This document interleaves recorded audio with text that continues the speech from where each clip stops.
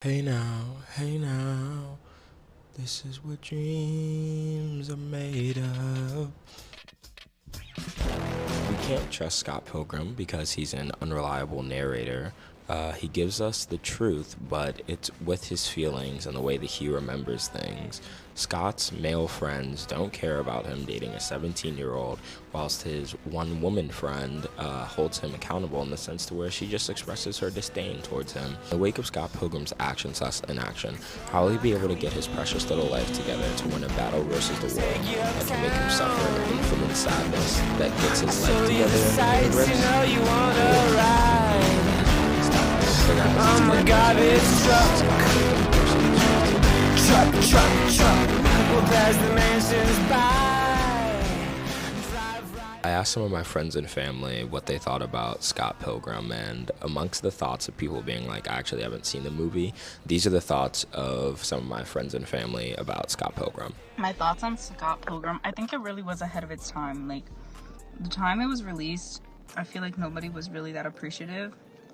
And now there's like this fat ass fan base of it. In terms of like the plot though, like, yes, like Scott was weird as fuck for dating that high schooler, like what the fuck. But I don't know, like I feel like it was very much in character. I think it made me appreciate a lot more like different types of media, like in terms of mixing media as well. So yeah.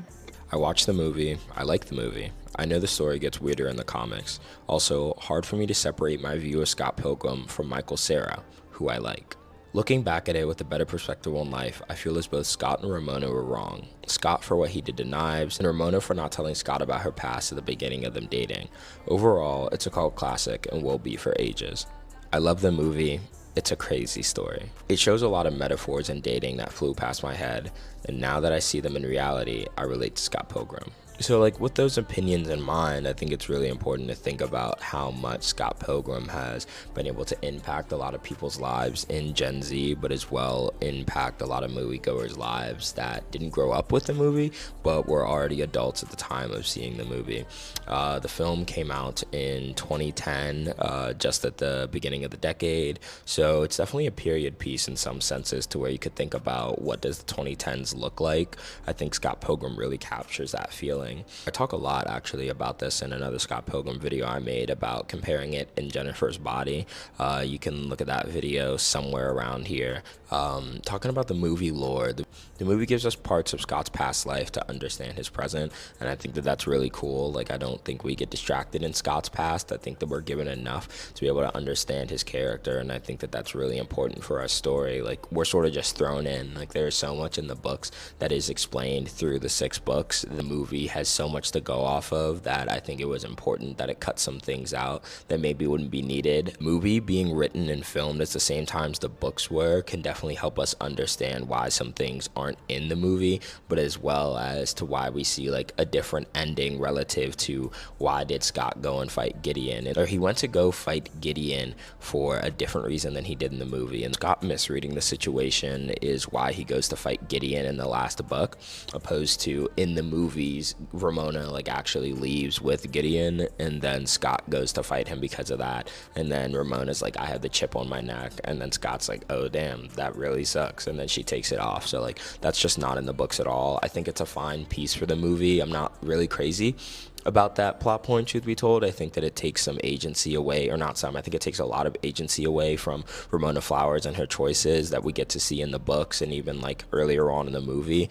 So I do think it's like a disservice. And then the last part is sort of a two-parter. The Battle of the Bands, I think, is a really integral part to this movie, what makes it. The book doesn't really focus on the Battle of the Bands much that I remember, at least. It's more so just going through the stories of Scott's life and then as well his friends' lives, and then like how all of these come together through Scott fighting 7 evil exes of Ramona. So I definitely like the aspect of the Battle of the Bands for the movie being a very integral part to it, even up to the final act. So I just really love that. It made me aware of what Battle of the Bands were. And then Scott and Ramona being connected through Envy and Todd, I feel like this is definitely more playing out in the movie than it is in the books. I could be wrong. I haven't read the books in a while. But Scott Scott and Ramona being connected through Envy and Todd, I think, was a really pivotal moment in the movie to see how much they are similar, but as well different. For what it's worth, Scott Pilgrim's privilege to play the victim backfires when he's brought to grips with losing Ramona. I want to talk about the cultural impact, and I have these 3 points to talk about. So I think that there's a cultural impact with the music and soundtrack. It wasn't the first movie to do a curated soundtrack, but I think its curated soundtrack being performed by its actors is something that's really impactful for a movie like it, where you have the actors performing as a band already. So I think including them to that really just sets a standard, I would say, to have actors that are playing roles of musicianers to be in line and in tune with those instruments and or what they are singing. An example is someone like Timothée Chalamet playing Bob Dylan, and or someone like Jamie Foxx. The visual effects in Scott Pilgrim and fight choreography are insane. If I could compare it to anything, I'd probably compare it to something like Ruby, with just how innovative it looks to be. It does have a video game-like feel. It doesn't make you suspend your disbelief in making you feel that this is something that's uncommon in this world. I think the way that it sets up everything for the fights is really cool. No one fight is the same, and I think that that's really important for a movie with fights in it. Also, another note, I think that the conversations in the fights are really cool. So another cultural impact is that Ramona Flowers would be seen as a manic pixie girl, a term that was coined in 2007 by film critic Nathan Robin. I think that Ramona could be seen as a manic pixie girl, but I definitely disagree with that point. The term Manic Pixie Girl was in a review of the film Elizabethtown. Nathan Robin used the term to describe the character Claire, played by Kirsten Dunst, who served as a romantic interest for the male protagonist, often providing emotional support and inspiring him to embrace life. I think that that's definitely someone that you could see Ramona Flowers as, but I don't think that that's what she was written as, nor do I think that that's what the character is at their base. I definitely can be incorrect, but as it relates to my thoughts, I definitely don't think that this is true. Here's a quote that I found on Screen Rant from this guy named Todd as to why I disagree to why Ramona Flowers is a manic pixie girl. The whole point of the relationship with Knives is that it was a retreat from adulthood. The whole point of his apology to her was that he was using her to remain immature, while she was using him to bypass the work of growing up herself. Scott's struggle to achieve a relationship with Ramona was his struggle to deal with adulthood and the baggage it brings. Ramona pushes Scott just how Knives does, in a different way. I think that that really highlights just Scott being someone trying to lead himself on his own journey, just as Ramona and Knives are. You definitely can say that they are serving Scott on their journey, but I would say Scott is serving them just as much on their journey as well. I wouldn't say it's like a give or take. It's like an intersectionality type of thing to where they're all going through it in different ways at once. Then I would say Scott Pilgrim's ability to be memed in pop culture, to be able to inspire things in pop culture, is a really big understanding of its cultural impact.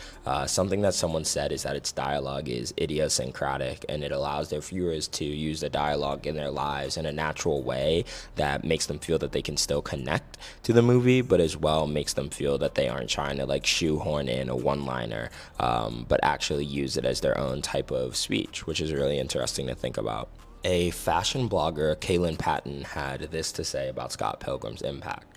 The radical self-expression that Scott Pilgrim has inspired and Gen Z has perpetuated is a trend that is rapidly growing, and I would say that that's something definitely true. She also talks about how Scott Pilgrim's fashion at the time didn't seem very 2000s, but when you look at the fashion now, it's very akin to what many people wear today, and I think that that's really cool to see when films can potentially predict the future and where we're going to be at in very small ways like fashion. Final thoughts about Scott Pilgrim 15 years later, and I definitely have way more than this.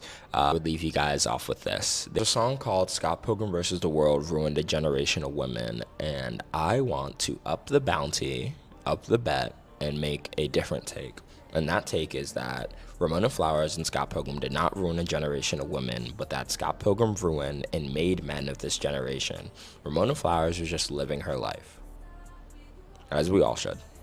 But if anyone ruined it, it was the unreliable narrator, Scott Pilgrim. Thank you guys for watching this video. Make sure to like, comment, and subscribe. If you want to see another Scott Pilgrim video soon, just let me know in the comments. Love you guys. Thank you so much for the support, and I'll see you in the next one. Over and out.